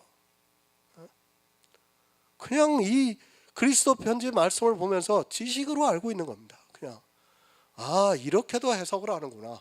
성경을 보니까 이럴 수도 있구나. 그게 무슨 의미가 있습니까?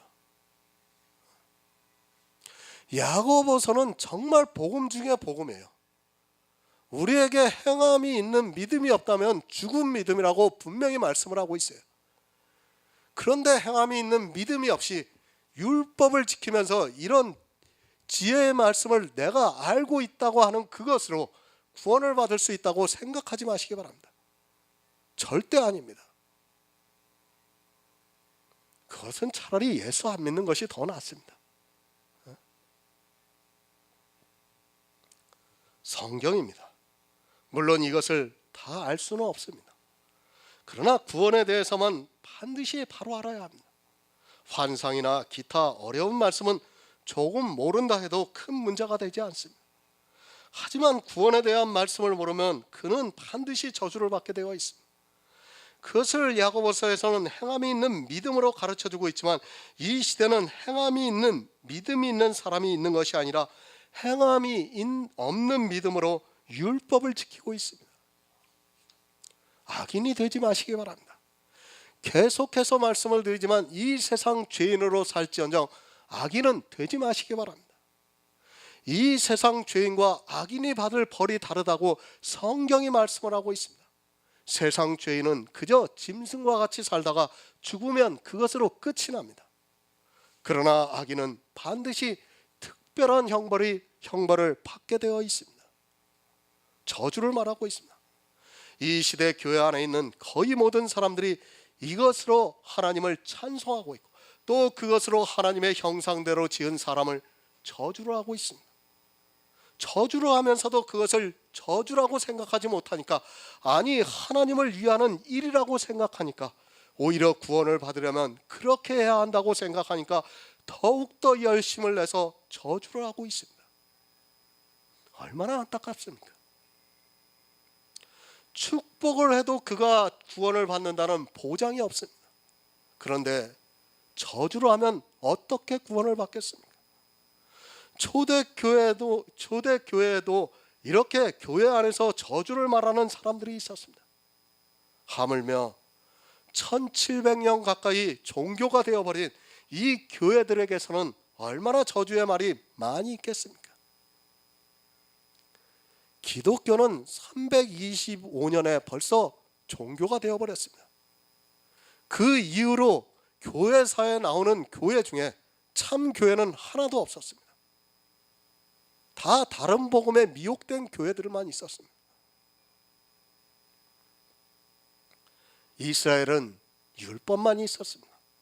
그런데 이 시대는 교회법이 또 있습니다. 그리고 모든 교회가 성도의 삶에 대해서 성화를 주장하고 있습니다. 이 성화라는 것이 얼마나 황당한가를 바로 아시기 바랍니다. 율법은 그래도 법이 정해져 있으니까 이것은 법을 어기는 것이고 이것은 법을 지키는 것이구나 하고 알고 있습니다. 그러나 이 성화는 황당하게도 기준이 없습니다. 어떤 사람은 이렇게 말하고 어떤 사람은 저렇게 말합니다. 안식일 교회는 어떻습니까? 심지어 자기 마음이 성화가 되어야 이 마음을 가지고 천국에 갈 수 있다고 주장하고 있습니다. 이 마음이 얼마나 성화가 되어야 합니까? 그냥 무조건 이 마음이 성화가 되어야 된다 이거예요. 얼마나 황당합니까 그게? 자기 마음대로입니다. 누구는 이렇게 말하고 있고 또 누구는 저렇게 말하고, 누구는 이것이 성화되어야 한다고 말하고 있고 또 누구는 저것이 성화가 되어야 한다고 말하고 있고, 말하는 그들도 도무지 기준이 없는 것을 말하면서 그저 성화가 되어야 한다고 말을 하고 있습니다. 그런 말들이 다 저주를 하는 말이라는 것을 깨달아야 합니다.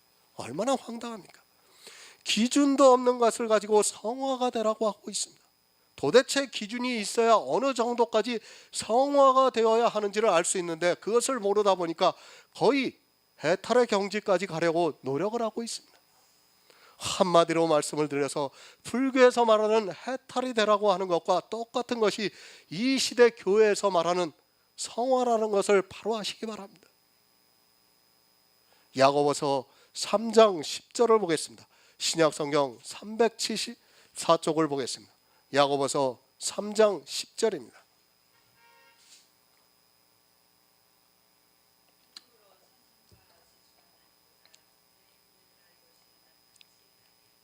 아멘. 한 입으로 찬송과 저주가 나오고 있습니다. 예수 그리스도의 십자가 은혜를 말하고 있습니다. 그런데 그 입에서 예수 그리스도의 십자가를 거절하는 행위를 강조하는 말이 나오고 있다는 말씀입니다. 한 입에서 찬송이 나오고 저주가 함께 나오고 있습니다. 이것이 흩어져 있는 유대인들만 그런 것이 아니라 지금 이 시대에는 더욱더 많이 그렇게 하고 있습니다. 새 번역을 보겠습니다. 또 같은 입에서 찬송도 나오고 저주도 나옵니다. 나의 형제 여러분, 이렇게 해서는 안 됩니다. 이렇게 번역이 되어 있습니다. 안 됩니다. 이렇게 해서는 안 된다는 것을 말씀을 하고 있습니다. 이렇게 한 입으로 하나님을 찬양하는 말이 나오고 있고 그 입에서 저주의 말이 나오고 있다면 안 된다는 말씀입니다. 안 된다는 것은 구원을 받을 수 없다는 말씀입니다. 하지만 사람들은 성경을 모르다 보니까 자기 입에서 어떤 저주의 말이 나오고 있는지를 모르고 있습니다. 하지 마시기 바랍니다. 저주를 하는 말을 해서는 절대로 안 됩니다. 반드시 그는 사망에 이르게 된다는 것을 깨달아야 합니다. 복음을 전해도 구원을 받을까 말까 한데 저주를 하는 말을 하고 어떻게 구원을 받을 수 있겠습니까?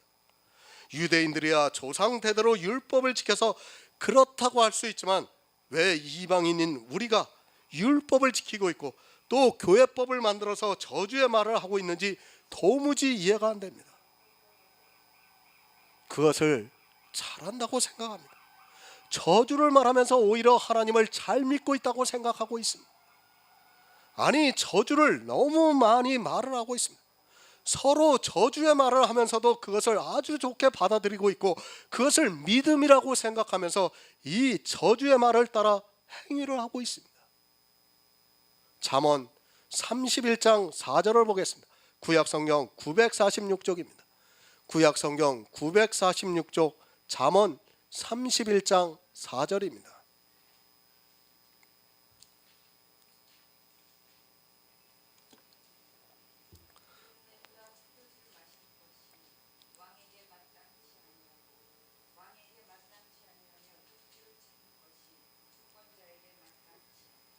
아멘. 포도주입니다. 그리고 독주입니다.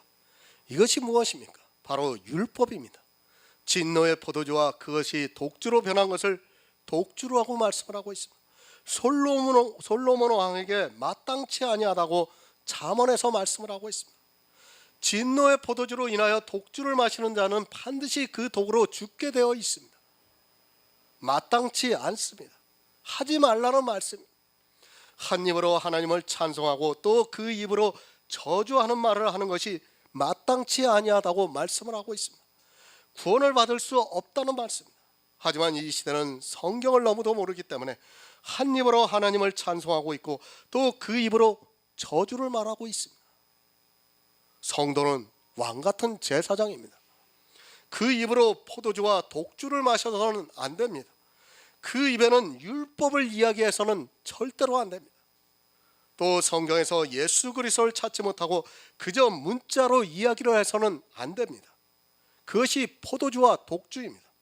그저 문자적으로 이야기해서는 안 됩니다. 이 시대의 율법주의와 성화주의가 바로 이것이기도 합니다. 하지만 사람들은 이것을 마시기를 좋아하고 있고 저주의 말을 아무 거리낌이 없이 하고 있습니다. 하지 마시기 바랍니다. 정말 성도는 율법을 지키라는 말을 해서는 안 됩니다. 그것을 우리 몸으로 지키라고 해서는 말을 해서는 안 됩니다. 그러나 이 시대는 굳이 말을 하지 않아도 시스템이 그렇게 되어 있어서 교회 안에 들어가면 자기도 모르게 율법을 지키게 되어 있습니다. 말을 해서 지키는 것이 아니라 교회의 모든 시스템이 그렇게 되어 있습니다. 모든 것이 다 율법으로 되어 있습니다. 그것을 굳이 말을 하지 않아도 이제까지 교회 안에 있던 사람들이 그렇게 행위를 따라하고 있으면 이제 처음 교회에 나온 사람은 그들이 하는 행위를 보고 그대로 따라하게 되어 있습니다. 한 가지만 말씀을 드리면 그렇습니다. 교회에 처음 나온 사람은 식사 기도를 모릅니다. 그런데 교회 안에 있는 모든 사람들은 식사 기도를 하고 있습니다. 안 할 수 있습니까?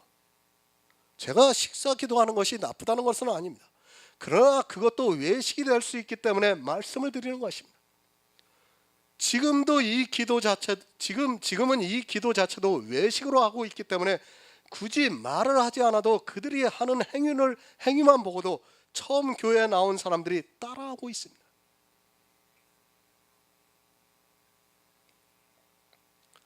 식사기도 꼭 해야 됩니까?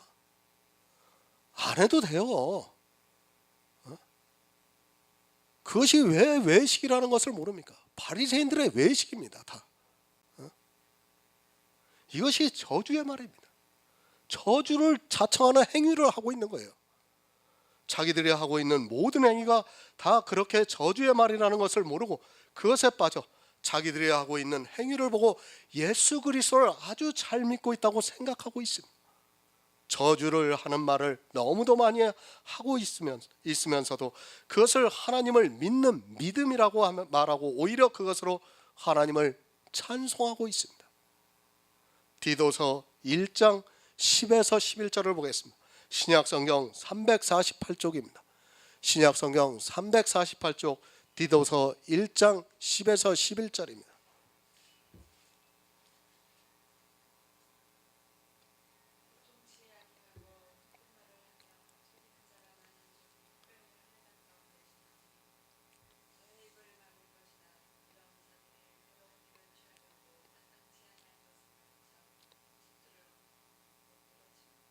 아멘.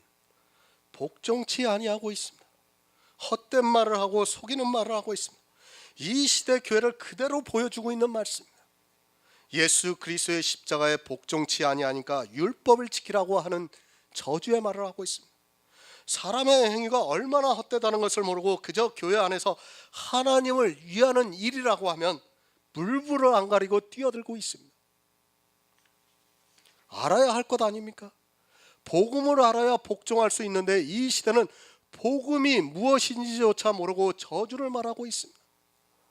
더러운 일을 취하려고 마땅치 않아야 하는 것을 가르쳐 온 집을 엎드러지게 하고 있습니다. 더러운 이가 무엇입니까?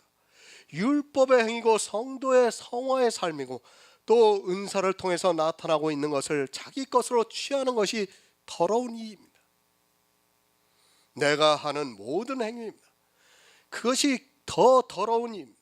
다 더러운 이입니다. 그것이 마땅치 아니하다고 말씀하고 있지만 교회 안에서 도리어 이것에 대해서 열심을 내고 있습니다. 마땅치 아니하는 일을 취하기 위해서 이 시대는 너무도 행위에 빠져들어가고 있습니다. 그저 이 저주를 자청하는 일이라는 것을 모르고 찬송과 저주의 말을 한 입으로 말하고 있습니다. 야고보서 3장 11절을 보겠습니다. 신약성경 374쪽입니다. 야고보서 3장 11절입니다.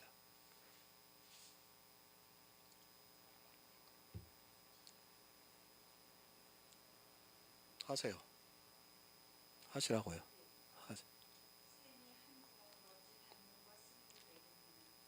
아멘. 샘입니다. 사람의 입에서 나오는 말을 샘으로 말씀하고 있습니다. 우리가 샘이라는 것을 너무도 잘 알고 있습니다. 샘에서 물이 나오면 그 샘은 같은 물을 내보내고 있습니다.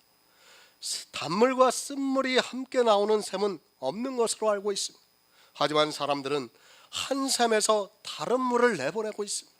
모르겠습니다. 아직까지 지구에는 미스테리한 일들이 많다 보니까 확실하지 않지만 그래도 우리의 상식으로는 있을 수 없습니다. 어느 때부터인지 우리나라도 소득이 수준이 높아지다 보니까 생수가 판매되기 시작을 했습니다. 아마 생수를 판매하는 업체가 수십 개 이상은 될 것으로 생각합니다. 수많은 업체들이 생수 사업에 뛰어들고 있습니다. 생수를 사보시기 바랍니다. 그러면 그 생수를 채취한 수원지가 있습니다. 분명히 어디서 그 생수를 퍼내고 있는가를 표시하고 있습니다. 만약에 한 샘에서 단물과 쓴물이 함께 나온다면 생수를 판매하지 못할 것이 분명합니다. 그 샘에서는 반드시 같은 물이 나오고 있습니다. 오늘은 이 물이 나오고 내일은 또 다른 물이 나온다면 생수를 팔지 못하게 됩니다. 생수입니다. 반드시 한 물이 나오고 있습니다. 그런데 그것은 어느 수원지라도 마찬가지입니다. 만약에 다른 물이 나온다면 그 수원지는 더 이상 사용하지 못하게 될 것이 분명합니다. 하지만 늘 같은 물이 나오기 때문에 그것을 수원지로 해서 물을 퍼내서 생수로 판매를 하고 있습니다. 이것이 수원지입니다. 마찬가지로 우리를 거기에 비유하고 있습니다. 어떻게 한 샘에서 다른 물이 나올 수 있느냐고 묻고 있습니다. 생수를 비유로 해서 그런 일은 있을 수 없다고 말씀하면서 하지만 교회 안에 있는 사람들이 입에서 다른 물이 나오고 있다는 것을 말씀을 하고 있습니다. 그런 일은 있을 수 없다는 것을 반어적으로 묻고 있습니다. 요한복음 7장 38절을 보겠습니다. 신약성경 157쪽입니다. 요한복음 7장 38절입니다.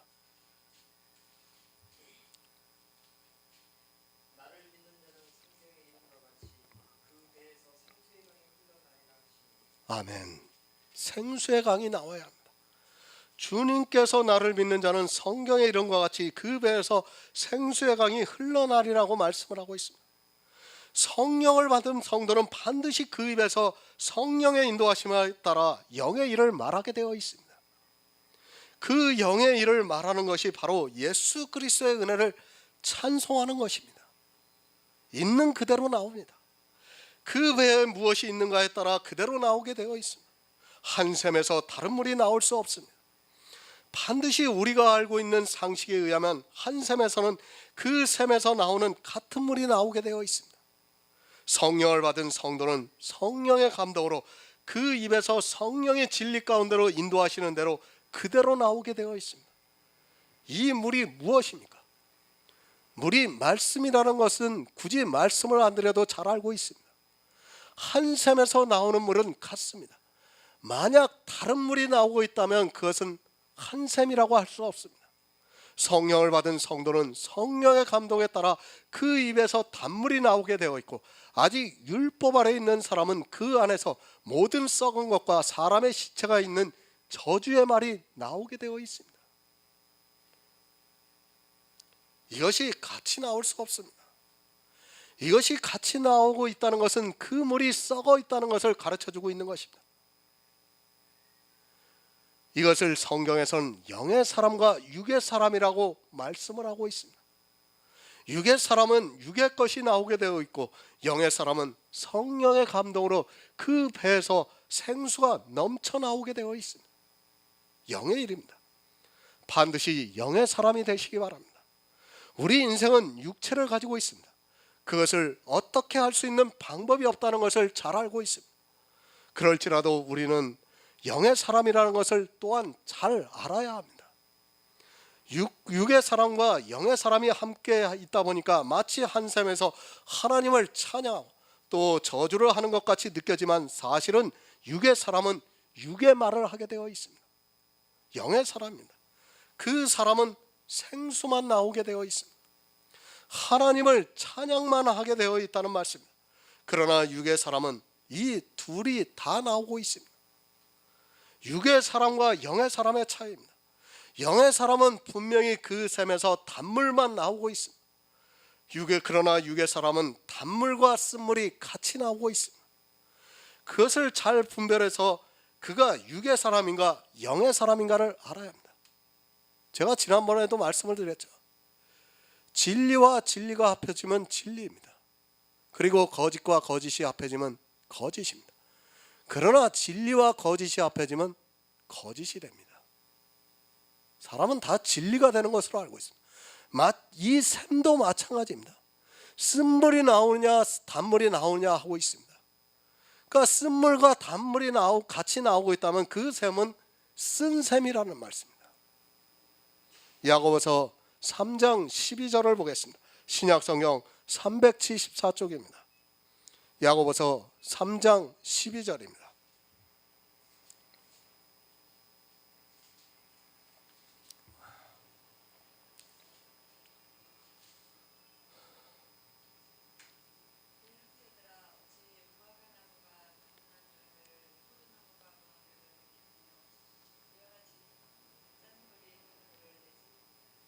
아멘. 새 번역을 보겠습니다. 나의 형제 자매 여러분, 무화과나무가 올리브 열매를 맺거나 포도나무가 무화과 열매를 맺을 수 있겠습니까? 마찬가지로 짠 셈은 단물을 낼 수 없습니다. 열매입니다. 무화과나무입니다.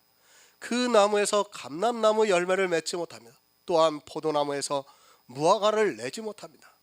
반드시 그 나무에서 그 열매를 내게 되어 있습니다. 왜 이 말씀을 하고 있는가를 알아야 합니다. 영의 사람과 육의 사람을 말씀을 하고 있습니다. 그러니까 영의 사람은 영의 것을 내고 있고 육의 사람은 육의 것을 내고 있다는 말씀입니다. 짠 셈은 단 샘물을 낼 수 없습니다. 왜 이 말씀을 하고 있습니까? 행함이 있는 믿음이 없어서 율법주의에 빠져 있는 사람은 하나님을 찬양할 수 없다는 말씀입니다. 그러니까 진리의 말씀이 나오지 않고 있다는 말씀입니다. 그런데 교회 안에 있는 사람들이 이것을 같이 내고 있습니다. 무화과 나무에서 감람 열매를 내지 못합니다. 또 포도나무에서 무화과 열매를 내지 못합니다. 이것은 누구라도 알 수 있습니다. 이것을 모르는 사람은 없습니다. 이와 같이 무화과 나무에서 감람나무 열매를 내지 못하는 것을 알고 있고, 또 포도나무에서 무화과 열매를 내지 못하는 것을 알고 있습니다. 그것은 분명한 사실입니다. 그런데 사람은 그것을 내고 있다는 말씀입니다. 지금 야고보서는 반어법으로 우리에게 말씀을 하고 있습니다. 자연의 이치로는 도저히 불가능한 일입니다. 그런데 사람에게서는 그것이 가능하다는 것을 가르쳐주고 있습니다. 사람들이 이것을 모르다 보니까 하나님을 찬양을 하는 그것을 보고 마치 그가 하나님을 믿는 성도로 착각을 하게 되어 있습니다. 그 사람이 한 입으로 하나님을 찬양하니까 그가 말하는 것이 마치 모든 것이 다 하나님을 찬양하는 것으로 오해를 하고 있습니다. 아닙니다. 무화과 나무는 감람나무 열매를 내지 못합니다. 그러나 사람은 그것이 가능하다는 것을 말씀하고 있습니다. 사람이 가능하기 때문에 이것을 비유로 해서 말씀을 하고 있습니다. 그런데 이 말씀을 보고 어떻게 생각합니까? 하나님을 찬송하는 그 입에서 다 진리만 나오는 것으로 받아들이고 있다는 말씀입니다. 반어법입니다. 그러니까 무화과 나무에서 감람나무 열매를 내지 못한다는 것을 말씀을 하고 있고, 그것을 사람들은 알고 있습니다. 그러나 나무는 그럴지라도 사람은 내고 있다는 것을 말씀을 하고 있습니다. 그러면서 어찌 쓴물이 단 샘물을 내겠느냐고 묻고 있습니다. 낼 수 없지만 사람은 내고 있다는 것을 말씀하고 있습니다. 나무는 절대 그런 일이 없습니다. 그런데 사람만 그런 일이 있다는 말씀. 정말 성경에서 무엇을 말씀하고 있는가를 바로 깨달아야 합니다. 이 세상의 모든 것이 그렇게 하지 못하고 있는데 사람만은 한 입에서 쓴물과 단물이 같이 나오고 있다는 말씀입니다. 한 혀로 하나님을 찬송하기도 하고 또 그것으로 하나님의 형상대로 지은 사람을 저주를 하고 있습니다. 그렇게 하지 말라는 말씀입니다. 그것이 실제로 이루어지고 있으니까 그렇게 하지 말라고 이 말씀을 하고 있습니다. 나무에서는 절대로 그런 일이 없지만 사람은 한 입에서 그것이 가능하기 때문에 지금 이 말씀을 하고 있습니다. 실제 이스라엘은 하나님을 찬송하면서 율법을 철저하게 지켰습니다. 지금 이 시대 교회 역시도 하나님을 찬송한다고 하면서 율법주의에 깊이 빠져들어 있습니다. 왜 그렇습니까? 바로 행함이 있는 믿음이 없기 때문입니다. 행함이 있는 믿음이 있으려면 예수 그리스도의 십자가를 바로 알고 믿어야 하는데 그것을 모르다 보니까 행함이 있는 믿음이 없고, 그러다 보니까 한 입으로 분명히 하나님을 찬양하면서 또 그 입으로 사람을 저주로 하고 있습니다. 그것이 초대교회뿐만 아니라 이 시대 역시 그렇게 행함이 있는 믿음을 모르다 보니까 한 입에서 두 가지 물이 나오고 있습니다. 영의 사람이 되시기 바랍니다. 그리고 성령을 사모하시기 바랍니다. 구하는 자에게 주시겠다고 말씀을 하고 있습니다. 성령의 감동을 받은 영의 사람은 한 샘에서 두 가지 물이 나오는 것이 아니라 오직 하나님을 찬송하고 있습니다. 성도는 예수 그리스도 은혜만을 그 입으로 말하고 전해야 한다는 것을 가르쳐주고 있습니다.